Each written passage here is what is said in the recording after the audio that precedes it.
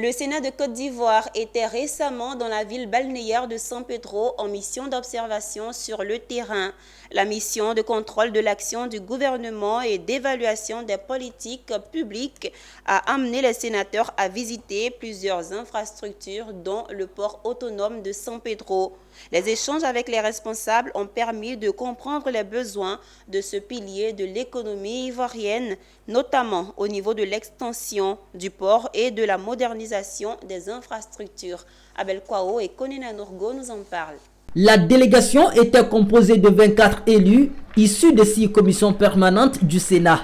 Au cours de cette tournée dans la ville balnéaire, les sénateurs ont visité l'université de San Pedro, la maison d'arrêt et de correction et le palais de justice. Dans l'après-midi de cette journée, ils se sont rendus au port autonome de San Pedro pour la dernière étape de la visite. Pour dire toute notre reconnaissance, toute notre gratitude pour cette visite, parce que d'avoir été choisi par le président du Sénat pour une visite terrain de l'ensemble des sénateurs, nous considérons cela comme un privilège, comme un honneur.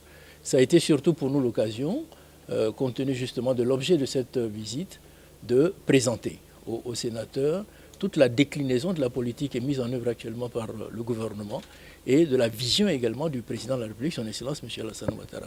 Ce que nous avons eu à présenter, ce sont nos performances, ce sont les résultats de toute l'action gouvernementale sur le terrain, s'agissant justement de la contribution du port de San Pedro à ce développement intégré de la partie ouest de la Côte d'Ivoire. Le président du Sénat, le président Jano Absou-Kouadio, a instruit une forte délégation composée des sénateurs de toutes les commissions de notre institution, les commissions permanentes, pour venir s'enquérir des réalités, des travaux réalisés par l'État après avoir voté la loi.